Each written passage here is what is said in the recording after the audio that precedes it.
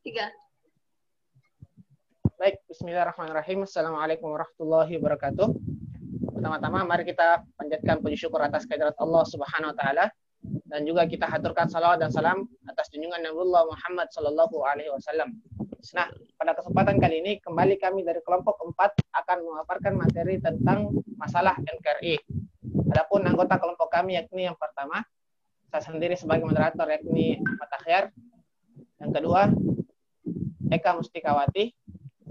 Yang ketiga, Haikal Fikri Mahmud. Yang keempat, Muhammad Al Rizky Rahman. Yang kelima, Nabila Lutfitah. Dan yang terakhir, Wilda Fitriani.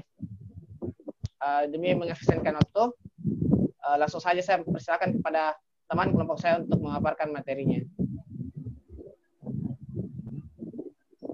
Baik, yang pertama itu pengertian NKRI itu sendiri.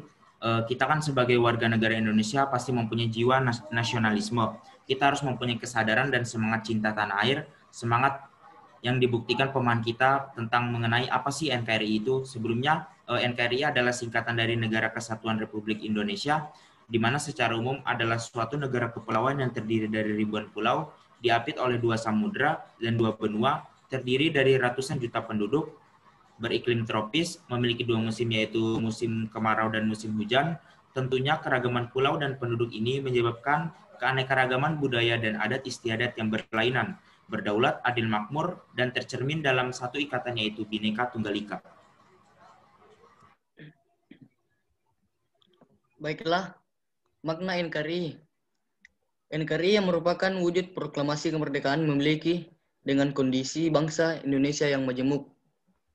Keutuhan wilayah meliputi seluruh pulau dengan segenap tanah air dan udara yang terbentang dari Sabang sampai Merauke. Keutuhan khasanah budaya meliputi adat istiadat, karya cipta, dan hasil pemikiran bangsa Indonesia dan suku-suku seluruh wilayah NKRI. Keutuhan sumber daya alam atau SDA meliputi seluruh kekayaan alam berupa barang tambang, flora dan fauna, beserta seluruh plasma nutfahnya.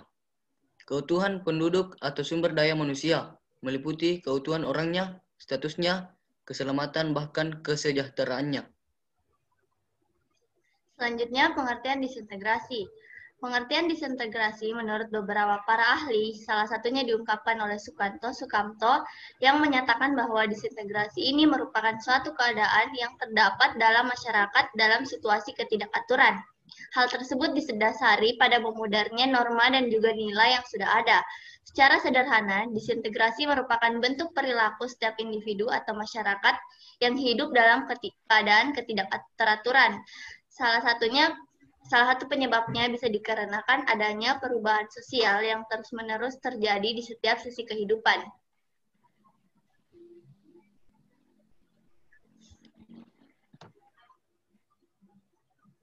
Baik, selanjutnya itu bentuk-bentuk disintegrasi. Yang pertama, disintegrasi sosial. Disintegrasi sosial merupakan ketidakadanya fungsi dan norma yang berjalan. Kondisi tersebut bisa terjadi dikarenakan adanya masyarakat yang kurang merasa puas dengan kondisinya, sehingga ia ingin melakukan perubahan-perubahan secara fundamental. Contoh kasus disintegrasi ini yaitu tindakan pertikaian antar kelompok beragama yang dipicu karena adanya sikap intoleransi dalam kehidupan sosial. Yang kedua yaitu disintegrasi bangsa, merupakan perpecahan hidup dalam masyarakat yang disebabkan karena adanya pengaruh negara lain atau negara sendiri. Salah satu penyebab disintegrasi ini yaitu tidak dapat menerima suatu perbedaan sehingga tidak timbul sikap toleransi. Contohnya, konflik antar agama di satu daerah yang disebabkan karena diskriminasi terhadap kaum minoritas. Yang terakhir itu disintegrasi keluarga. Dapat didefinisikan sebagai disorganisasi keluarga yang disebabkan karena adanya kekurang pahaman antar anggota keluarga. Fakta ini dapat dilihat dari adanya kasus perceraian, broken home, KDRT, dan lain-lain. Next. Baiklah, adapun faktor penyebab disintegrasi yaitu diantaranya adalah konflik. Konflik ini sendiri merupakan suatu kondisi ketidakpuasan masyarakat terhadap keadaan yang ada. Kedua yaitu peperangan. Faktor yang melatar belakangi lahirnya disintegrasi ini ialah peperangan. baik peperangan yang dilakukan antar suku, etnis, maupun dalam perbedaan budaya. Ketiga itu pertikaian. Pertikaian ini seringkali menjadi landasan dasar suatu kelompok masyarakat berpecah belah antar satu dengan yang lainnya. Yang keempat yaitu kesenjangan. Bentuk kesenjangan sosial ini menjadi salah satu alasan masyarakat berpecah belah. Hal tersebut lantaran strata sosial ini dibedakan dari masyarakat kaya serta miskin.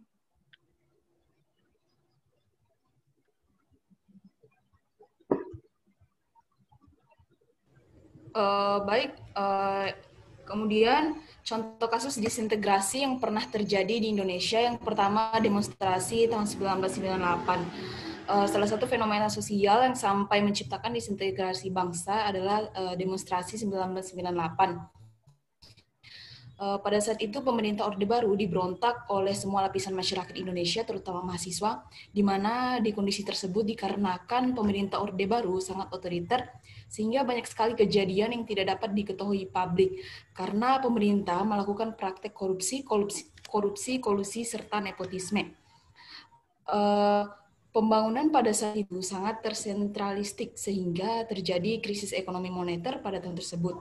Yang kedua, peperangan antar agama.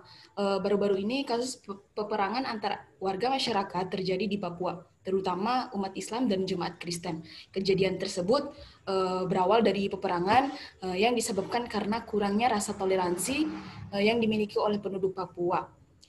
Yang ketiga, gerakan Aceh Merdeka. Contoh lainnya yang bisa disebutkan adalah bagian dari disintegrasi bangsa adalah gerakan Aceh Merdeka atau yang biasa disebut GAM. Gerakan ini mempunyai tujuan untuk memisahkan diri dari Indonesia dan menjadi negara yang menerapkan syariat Islam. Salah satu alasan munculnya GAM ini menurut para ahli ialah disebabkan karena ketidakmerataan pembangunan antar Jawa dan Aceh. Oleh karena itu, masyarakat di sana sebagian besar melakukan inisiasi untuk merdeka. Kemudian yang terakhir itu PKI atau Partai Komunis Indonesia, yang mana disintegrasi yang juga pernah dialami oleh Indonesia ini adalah mengenai PKI, yang mana pada masa Orde Lama, PKI itu ialah sebagai partai komunis yang melakukan kudeta pemerintah dengan membunuh banyak jenderal-jenderal.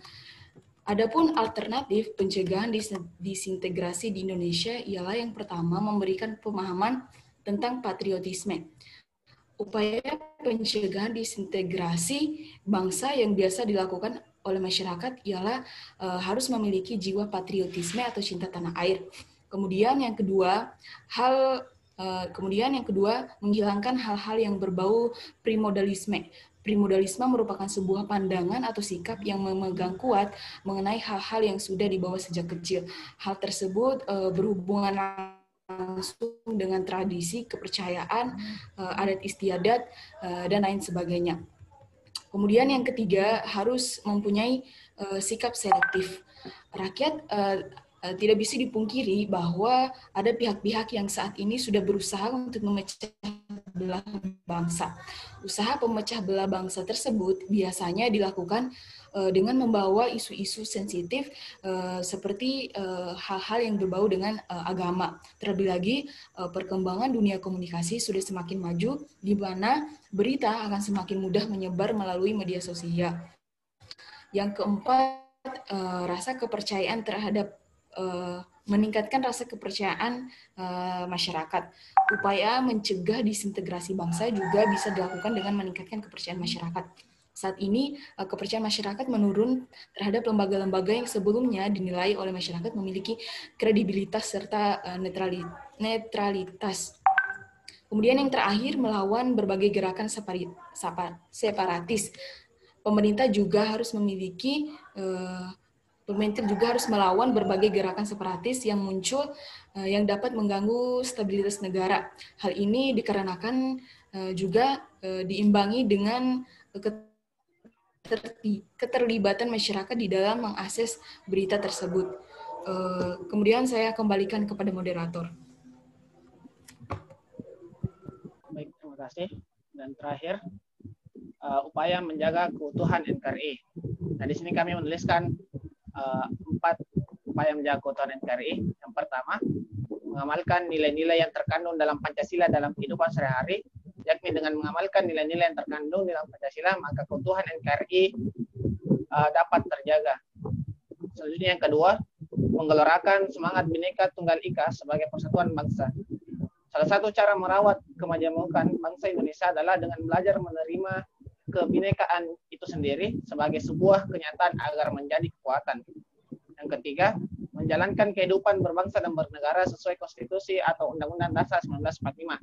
Dalam menjalankan kehidupan berbangsa dan bernegara, hendaknya mengacu pada konstitusi. Dalam Undang-Undang Dasar 1945 telah diatur secara jelas mengenai hak dan kewajiban warga negara. Yang keempat, melaksanakan usaha pertahanan negara, yakni dengan segala ketentuan mengenai pertahanan negara tercantum dalam Undang-Undang Nomor 3 Tahun 2002 tentang Pertahanan Negara, sesuai dengan ketentuan dalam Undang-Undang Nomor 3 Tahun 2002 tentang Pertahanan Negara yang dimaksud dengan pertahanan negara. Baik, akhir kata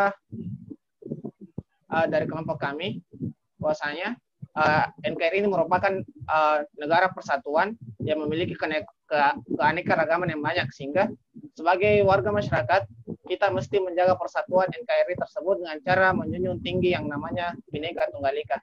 Mungkin sekian dari kelompok kami. Hadanallahu wa iyyakum ajmain. Assalamualaikum warahmatullahi wabarakatuh.